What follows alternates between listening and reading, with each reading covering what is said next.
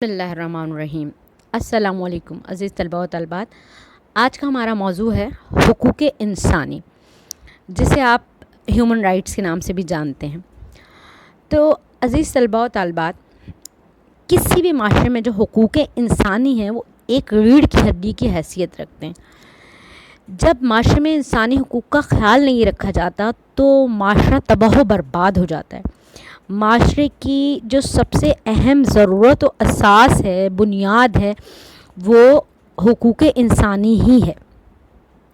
آج میں نے آپ کی آسانی کے لیے نہ صرف آڈیو کے ساتھ استفادہ کیا ہے، آڈیو سے استفادہ حاصل کیا ہے، بلکہ آپ کے لیے بیک گراؤنڈ پہ میں نے سلائیڈز بھی رکھی ہیں، تحریری مواد بھی رکھا ہے کہ آپ ساتھ ساتھ اس سے بھی استفادہ حاصل کرتے رہیں۔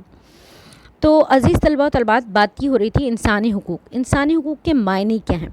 یہ دو کلموں سے مرکب ہے۔ کیا؟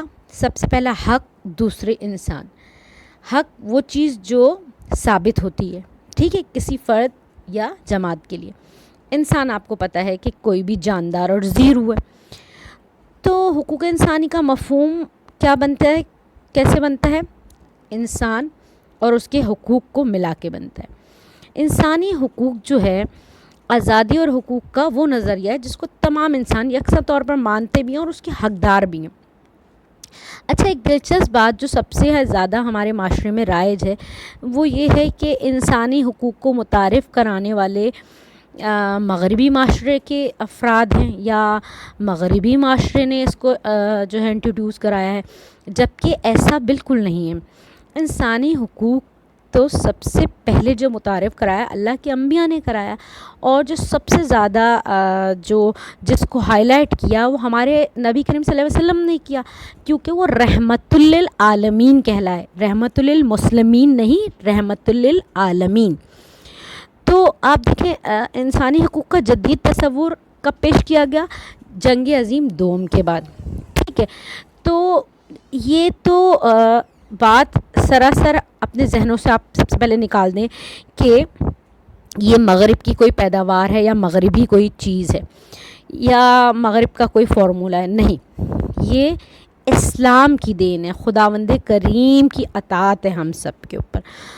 حقوق انسانی کے بہت سارے جو ہے نا شکے کہہ سکتے ہیں آپ، قسمیں کہہ سکتے ہیں، بہت ساری ہو سکتی ہیں، جس میں آپ کے زندگی گزارنے کے حقوق ہیں، آپ کے آزادی کے حقوق ہیں، جائیداد کے حقوق ہیں، آپ کے بحث و مباحثہ ہے، اور اسی طرح کے بہت سارے ووٹ کے ہیں، ڈفرینٹ آپ مطلب زندگی میں جو حقوق آپ کو حاصل ہونے چاہیے ایک انسان، ایک ذی روح ہونے کی حیثیت سے، وہ سب اس میں شامل ہوتے ہیں۔ اور جو اس کی کچھ خاص جو شکیں ہیں جو ہم پڑھنا چاہیں گے، یہ قسمیں ہیں جو ہم ڈسکس کرنا چاہیں گے، ان میں سب سے اہم ترین جو میں سمجھتی ہوں وہ حقوق نسواں ہے۔ اچھا، مزے کی بات یہ ہے کہ ہر سال پاکستان میں ایک دن خواتین سے منسوب کر کے منایا جاتا ہے اور بڑا زور و شور منایا جاتا ہے، مچایا جاتا ہے کہ جی ہم حقوق نسواں کے علمبردار ہیں اور فلاں ہیں ڈمک، جبکہ وہی دن نسوانیت کے نام پہ دھبا لگانے والا دن ہے۔ دیکھیں، اسلام وہ مذہب ہے جس نے عورت کی عظمت کو سب سے زیادہ بلند کیا۔ اسلام نے عورت کو ماں کا درجہ دینے کے ساتھ اس کے پاؤں میں جنت رکھ دی، بیٹی کا درجہ دینے کے بعد اس کو رحمت قرار دے دیا، بیوی کا درجہ دینے کے بعد اس کو آپ کا نصف ایمان قرار دے دیا۔ تو کتنی عظمت ہے یہ ایک عورت کے لیے۔ اور آپ دیکھیں مغربی معاشرہ کیا ہے، وہاں پہ عورت صرف اور صرف ایک تفریح کا مرکز ہے، یا پھر آپ کو وہ نظر آئے گی پروڈکٹس کی پبلسٹی کرتی ہوئی، یا پھر آپ کو وہ نظر آئے گی ایک آزاد پرندے کی طرح، ٹھیک ہے۔ یہ بیک گراؤنڈ پہ میں حقوق نسواں کے حوالے سے کچھ سلائیڈز رکھی ہوئی ہیں، آپ سب اس سے استفادہ حاصل کر سکتے ہیں، ٹھیک ہے۔ تو بات آگے بڑھاتے ہیں۔ عورت کیا، عورت اسلام سے پہلے کیا مقام تھا عورت کا؟ اسلام سے پہلے عورت کیا تھی؟ زندہ درگور کر دی جاتی تھی، مٹی میں دبا دی جاتی تھی، اور اب وہی عورت عظمت کا مینارہ ہے۔ تو عزیز طلباء و طالبات، یہ کس نے متعارف کروایا؟ اسلام نے، نبی کریم صلی اللہ علیہ وسلم نے. اسی طرح شہری حقوق ہیں. شہری حقوق کس نے متعارف کروائے، یا شہری حقوق کیا ہوتے ہیں؟ شہری حقوق آپ دیکھیں لغوی معنوں کے اعتبار سے تو آپ کو یہی سمجھ آتا ہے کہ جو لوگ شہروں میں رہتے ہوں گے انہی کے حقوق ہوتے ہیں. نہیں، شہر کا مطلب شہریت، یعنی آپ جس جگہ رہ رہے ہیں اس جگہ سے منسوب آپ کی، چاہے وہ ریاست ہو، چاہے وہ گاؤں ہو، کوئی علاقہ ہو، کوئی چھوٹی سی جگہ بھی ہو، تو وہ اس جگہ کی شہریت آپ کو حاصل ہوتی ہے، تو اس جگہ کے آپ کو حقوق ہوتے ہیں. تو وہ آپ کو کس طرح سے حاصل کر سکتے ہیں، کرنے چاہیے یا کریں گے، یہ آج ہمارا زیر موضوع رہیں گے. یہ آپ سے میں ابھی تعریفی گفتگو کر رہی ہوں اور آپ کو ساتھ ہی ساتھ سلائیڈز اس لیے شو کرا رہی ہوں تاکہ آپ اس سے استفادہ حاصل کر سکیں. اچھا جی، یہ ہماری تھی شہری حقوق کے حوالے سے. اب ہماری ہے اسلامی ریاست میں غیر مسلموں اور اقلیتوں کا کردار یا ان سے ہمارا میل ملاپ یا ان کے حقوق. اسلام ان تمام حقوق میں جو کسی مذہبی فریضے اور عبادت سے متعلق نہ ہو بلکہ ان کا تعلق ریاست کے نظم و ضبط اور شہریوں کے بنیادی حقوق سے ہو. مطلب یعنی غیر مسلم اقلیتوں اور مسلمانوں کے درمیان عدل و انصاف اور مساوات قائم کرنے کا حکم دیتا ہے اسلام. یہ سب سے اہم نقطہ ہے اس بات کو ڈسکس کرنے کا کہ اسلام وہ مذہب ہے. آپ دیکھیں اس وقت موجودہ جو صورتحال ہے، میں کسی ملک کا نام نہیں لینا چاہوں گی، لیکن آپ سب ماشاءاللہ سے سمجھدار ہیں اور اس وقت جو ہے میڈیا آپ کی انگلیوں پہ رہتا ہے ہر وقت، کیونکہ آپ کے ہاتھ میں گیجٹس ہیں. ان گیجٹس کے ذریعے آپ ایک بٹن کے ذریعے تمام کی تمام معلومات جمع کر لیتے ہیں. تو آپ دیکھیں آپ کے قرب و جواہر میں بہت سارے ممالک ہیں جہاں پہ جو ہے مذہبی آزادی حاصل نہیں ہے. تو یہ بہت زیادہ تکلیف دہ امر ہے نا، اور وہ نہ ہی تو اپنے تہوار سکون و اطمینان سے منا سکتے ہیں، نہ ہی ان کو یہ آزادی حاصل ہے کہ وہ اپنی عبادت گاہوں میں آسانی سے جا سکیں. تو آخر اس کا سبب کیا ہے، کیا وجہ ہے؟ تو اس چیز پہ آج ہم بحث کرتے ہیں، آپ کو بتاتے ہیں کہ کیا سبب ہے یہ سب، ان سب چیزوں کے پیچھے. دراصل ان سب چیزوں کے پیچھے نا انسانیت کی قدر و قیمت نہ ہونا ہے. یعنی انسان کو بالکل بے قدر سمجھنا ہے، انسان کی کوئی اہمیت ہی نہ ہونا ہے. سب سے پہلے تو آپ کو میں بتاتی چلوں کہ اسلام میں انسانی حقوق کی اہمیت پہ کتنا زور دیا گیا ہے. اسلام وہ واحد مذہب ہے جو حقوق لینے پر نہیں بلکہ حقوق دینے پہ زور دیتا ہے. یعنی ہر کوئی اپنا فرض احسن انداز سے ادا کرے تو دوسرے کے حقوق خود بخود جو ہے ادا ہو جاتے ہیں. اس کی سب سے سیدھی اور سادہ مثال کیا ہے؟ زکوٰۃ. آپ دیکھیں اسلامی معاشرے میں زکوٰۃ کا نظام جو رائج ہوا، زکوٰۃ سے کیا ہوتا ہے کہ آپ کو پتہ ہے اسلام میں زکوٰۃ کے لیے لفظ استعمال ہوتا ہے کہ زکوٰۃ آپ کے مال کو پاک کرتی ہے. تو آپ کے مال کو پاک کرتی ہے، اس کا مطلب ہے کہ جو آپ کا مال ہے وہ کم نہیں ہوتا، اس کو اور زیادہ متبرک و پاکیزہ بنا دیتی ہے.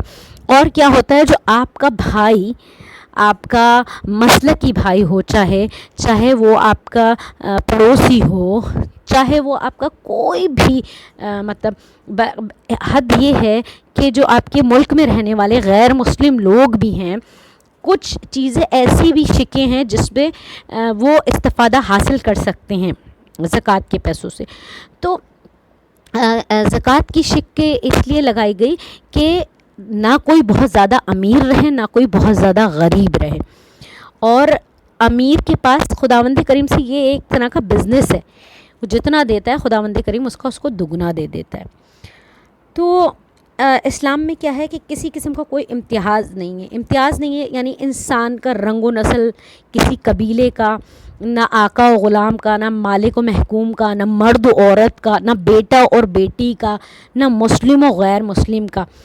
مطلب آپ دیکھیں نا معاشرے میں اس وقت کتنی ساری شکیں ہیں جو حقوق انسانی کو پامال کر رہی ہیں. کیا اگر آپ دیہی علاقوں میں دیکھیں، بہت سارے شہری علاقوں میں بھی اس طرح ہوتا ہے، لیکن دیہی علاقوں میں یہ زیادہ رواج ہے، جن عورتوں کے بیٹیاں زیادہ دنیا میں آتی ہیں یا تولد فرماتی ہیں، تو وہ کیا ہوتا ہے، ان عورتوں کی اتنی عزت نہیں ہوتی جتنی کہ ایک بیٹے کی ماں کی ہوتی ہے.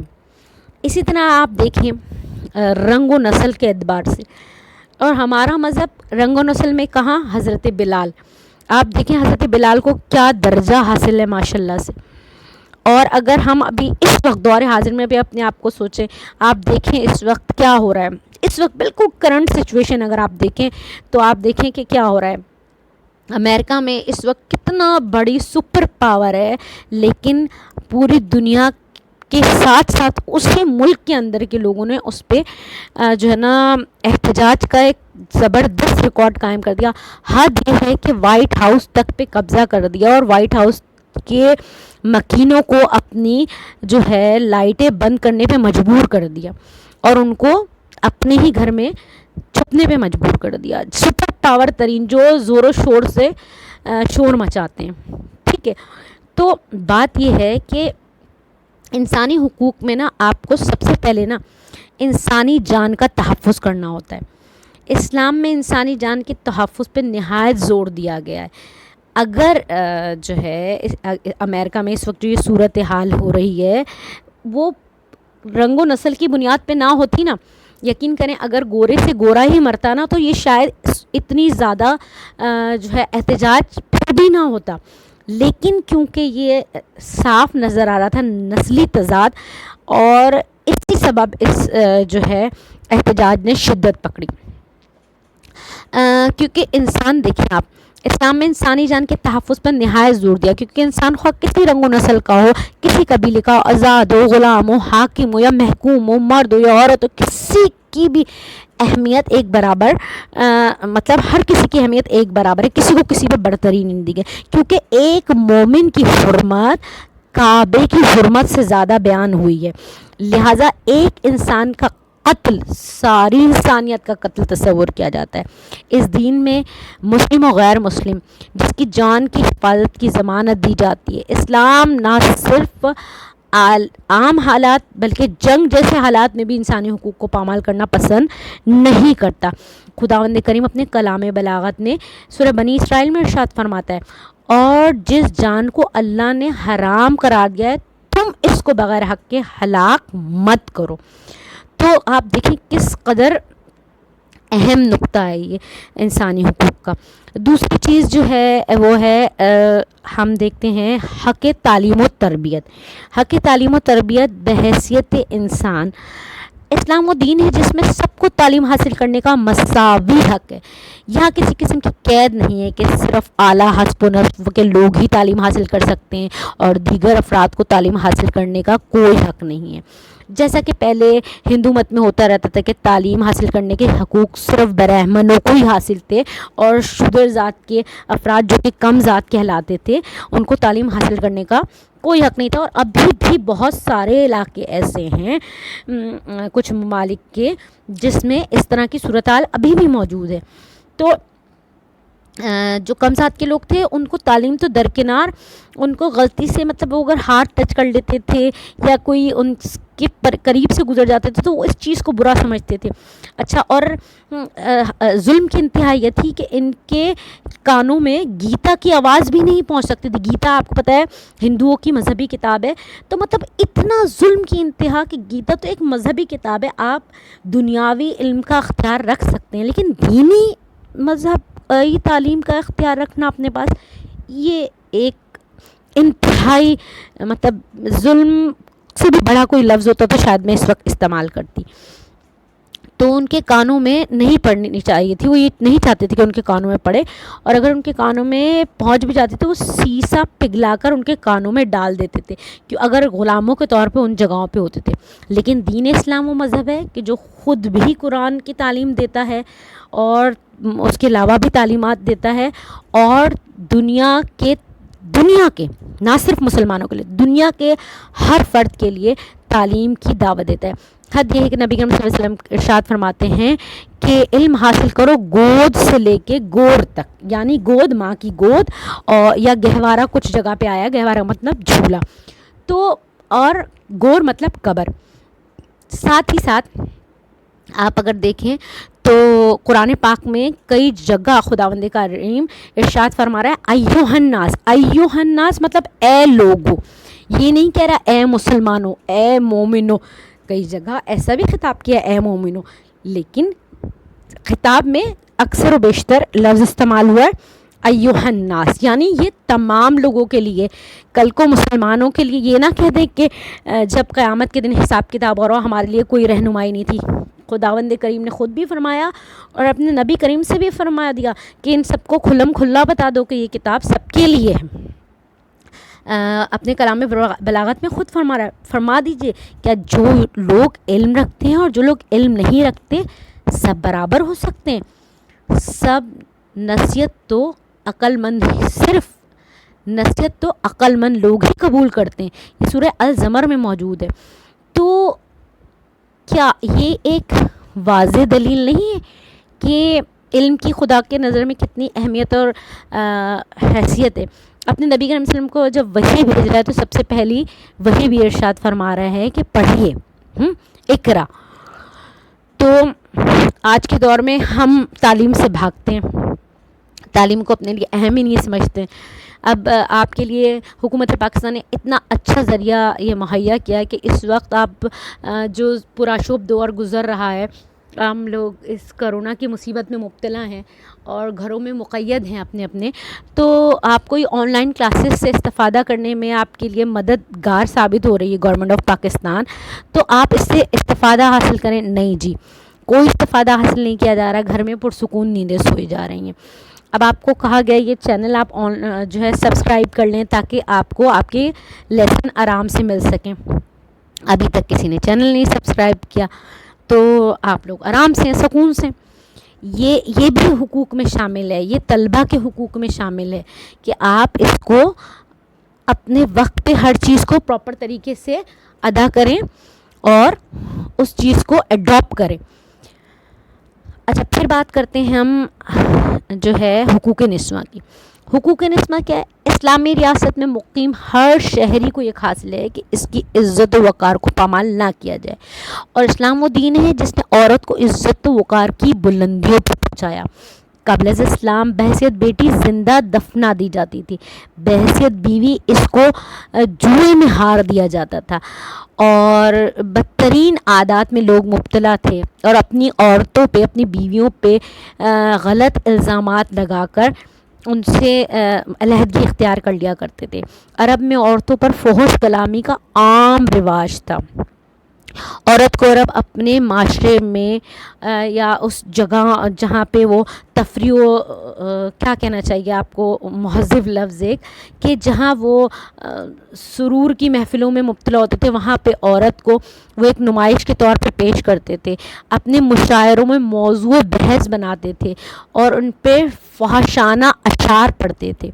تو قرآن کریم نے، خداوند کریم نے سورہ احزاب میں حکم فرما دیا، اور وہ لوگ جو مومن مرد و عورت کو بلا عذر ان کو کچھ ایذا پہنچائیں گے تو اور وہ جھوٹ اور صحیح گواہ کو، گناہ کو کا بوجھ اٹھائیں گے، وہ انسان جو یہ عمل کرے گا۔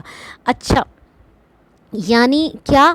ایذا، ستانا، تکلیف پہنچانا، غیبت، چغلی، عورتوں پہ غلط الزامات لگانا، یعنی اس چیز کی ممانعت کی ہے خداوند کریم نے کہ آپ ایسا مت کریں۔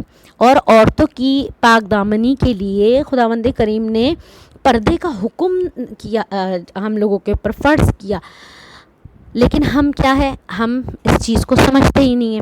اب کیا ہے، انسانی حقوق کے نام پہ جو اس وقت یہ ایک زلزلہ ہی آپ کہہ سکتے ہیں آیا ہوا ہے، اور عورتوں کو بے راہ روی کی جانب راغب کیا جا رہا ہے، تو یہ بالکل کہ پردہ ان کے لیے جو ہے قید ہے، ان کے لیے بندش ہے۔ تو آپ یہ صرف تصور کریں نا، گوہر ایک موتی ہوتا ہے نا، موتی وہ جو ہوتا ہے وہ سیپ کے اندر قید ہوتا ہے، اور سیپ وہ سمندر کی تہوں میں ہوتی ہے، تو قیمتی چیز ہے نا، تو اللہ نے اس کو پردوں میں رکھا.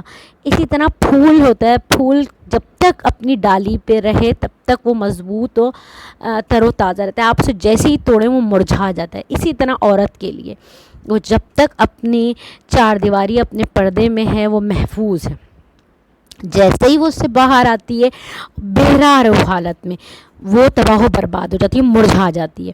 ایسا نہیں ہے کہ اسلام یہ نہیں کہتا کہ آپ باہر نہیں نکلیں, آپ گھروں میں اور چار دیواریوں میں قید رہیں. نہیں, اسلام تو آپ کو اجازت دیتا ہے. اسلام تو سب سے زیادہ عورت کے حقوق کی جو ہے رہنمائی فرماتا ہے اور تبلیغ کرتا ہے اور تعلیم دیتا ہے. تو اسلام میں تو اس وقت آپ دیکھیں اسلامی معاشرے میں تو سب سے زیادہ مطلب اس وقت اسلامی معاشرے میں عورتیں سائنٹسٹ تک ہیں. تو ایسا کچھ نہیں ہے. آپ اپنے ہی پاکستان میں دیکھ لیں کہ ہماری کو پہما جو ہیں سمینہ بیگ, وہ ایک خاتون ہیں. خلا تک جو ہماری خاتون گئی ہیں عارفہ, وہ ایک خاتون ہیں. اسی طرح جو ہے بہت ساری خواتین ہیں.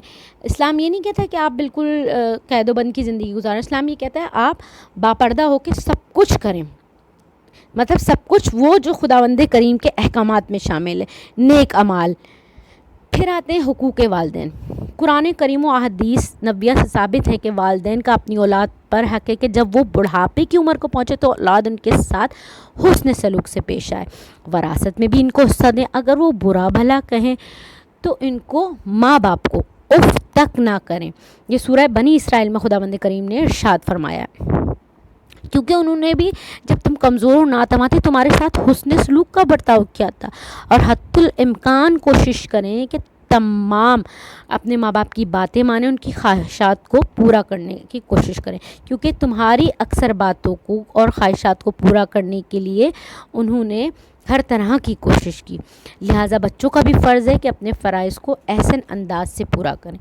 خداوند کریم سورہ عنکبوت میں ارشاد فرماتا ہے, اور ہم نے انسان کو اس کے والدین سے نیک سلوک کرنے کا حکم دیا ہے.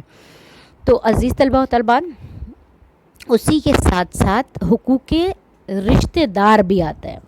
حقوق رشتہ دار میں کیا ہے؟ قرآن و احادیث مبارکہ ثابت ہے کہ رشتہ داروں کے ساتھ حسن سلوک کیا جائے. حسن سلوک یہ نہیں کہ حسن سلوک سے پیش آئیں تو آپ بھی حسن سلوک کریں, بلکہ اگر وہ قطع رحمی کرتے ہیں تو بھی آپ ان کے ساتھ جو ہے حسن سلوک کریں اور صلہ رحمی کریں. وہ رشتہ داری توڑیں مگر آپ ان کے ساتھ جوڑیں. وہ غلطی کریں, آپ سے بدسلوکی کریں, غلط کام کریں, لیکن پھر بھی آپ ان سے ان کی جانب راغب ہوں اور ان کی طرف متوجہ ہوں اور ان کے ساتھ اچھا رویہ رکھیں. اور آپ کو چاہیے کہ عفو درگزر کے ساتھ اپنے رشتہ داروں سے پیش آئیں اور ان کے ساتھ بھلائی کریں.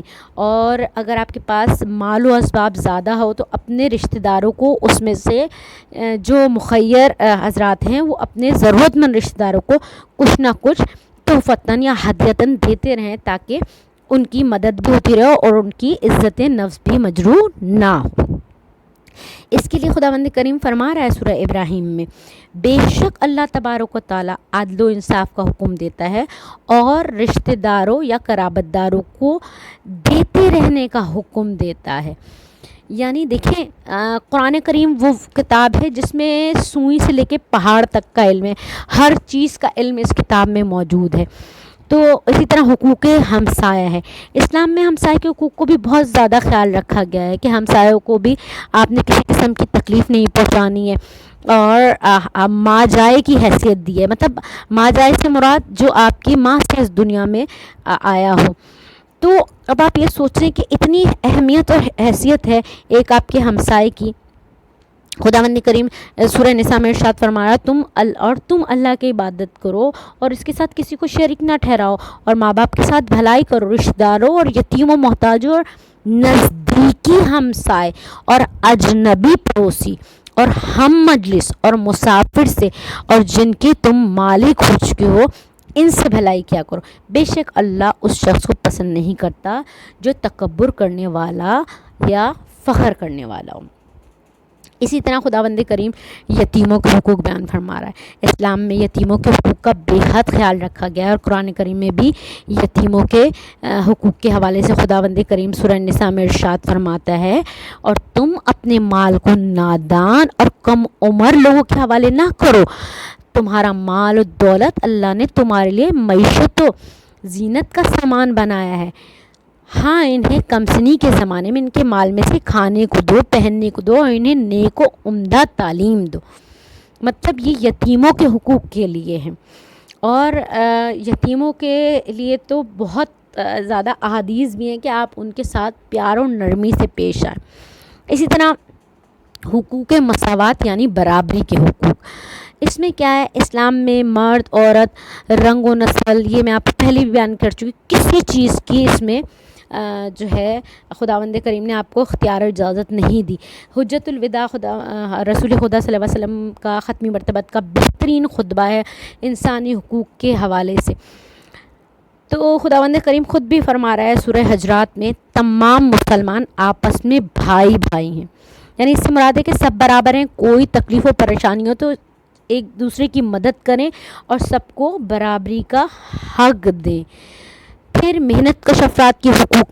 محنت کش افراد کے حقوق کیا ہے؟ اسلام میں ہر مزدور و محنت کش کو یہ حق حاصل ہے کہ وہ اپنی محنت کا جو معقول معاوضہ ہے وہ حاصل کرے, لیکن ساتھ یہ بھی تاکید کی گئی ہے کہ وہ امانت و دیانت سے کام لے, کام سے جی نہ چرائے, چوری نہ کرے, مالک کے مال کو ضائع ہونے سے بچائے. یہ مطلب ایک فرض ہے محنت کا شخص پر بھی نا, لیکن اس کے ساتھ ساتھ مالک کو ذمہ داری ہے کسی مزدور کو اس کی اجرت کے مطابق ہی کام لے, بس سلوکی نہ کرے, برے کلمات سے نہ اس کو نوازے. مزدور کی مزدوری اس کا پسینہ خشک ہونے سے پہلے دے.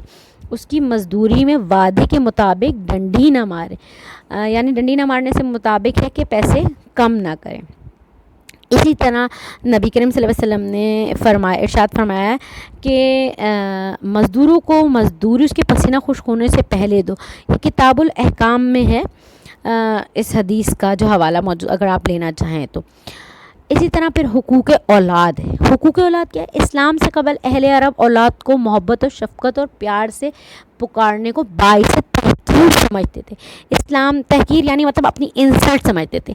اسلام نے جاہلانہ رسم و رواج کا خاتمہ کر کے ان سے محبت و شفقت کا جو ہے رائج کیا اور ان کے حقوق سے نوازا.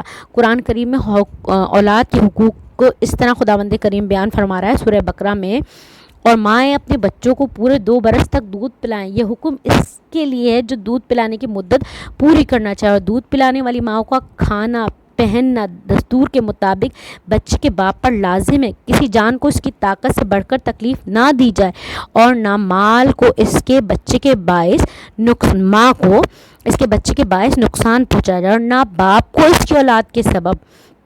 اور وارثوں پر بھی حکم عائد ہوگا. پھر اگر ماں باپ دونوں رضامندی اور مشورے سے 2 برس سے پہلے دودھ چھڑانا چاہیں تو ان پہ کوئی گناہ نہیں ہے.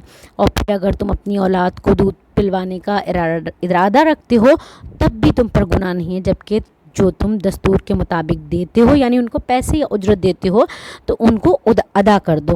اور اللہ سے ڈرتے رہو, اور یہ جان لو کہ بے شک جو تم کرتے ہو اللہ اسے خوب دیکھنے والا ہے. یعنی خداوند آپ اس میں نا 2 نقطے ہیں.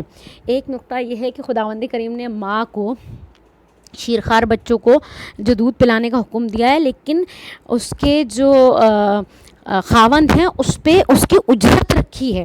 اگر وہ عورت چاہے تو وہ اجرت لے سکتی ہے. آپ مطلب یہ دیکھیں اللہ کا جو انصاف ہے کتنا زیادہ ہے. اسی طرح جو ہے اگر آپ دیکھیں غیر مسلم شہریوں کے حقوق, غیر مسلم شہریوں کے حقوق میں آپ کیا, اسلامی ریاست میں جس طرح سے مسلمانوں کے حقوق کی پاسداری کی جاتی ہے, ضمانت ملتی ہے, بالکل اسی طرح سے غیر مسلموں کے امان حاصل ہوتی ہے. اسلامی اصولوں پر مسلمان کاربن رہتے ہیں. فتنہ و فساد نہیں کرنا چاہیے معاشرے میں, اور جزیہ فدیہ ٹیکس کو بر وقت ادا کرنا چاہیے. اور جو ہے جو بھی آپ کے تہوار ہیں آپ ان کو خوش اسلوبی اور اپنے طریقے سے منائیں, اور جو اقلیتوں کے تہوار ہیں ان کو خوش اسلوبی اور اپنے طریقے سے ان کو منانے دیں.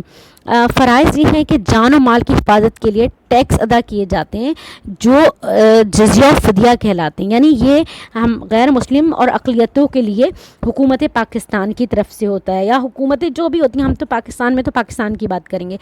اچھا، اور غیر مسلموں کے حقوق میں یہ بھی شامل ہے کہ ہم جو ہے مسلم آبادی میں رہتے ہیں اور اس کے باوجود غیر مسلموں کو مذہبی مطلب وہ ہمارے معاشرے میں رہ کے اپنی مذہبی رسومات کو آسان طریقے سے اور مطلب خوش اسلوبی سے ادا کر سکیں، ان پہ کوئی جبر ظلم و ستم نہ ہو کہ وہ زور زبردستی میں کریں.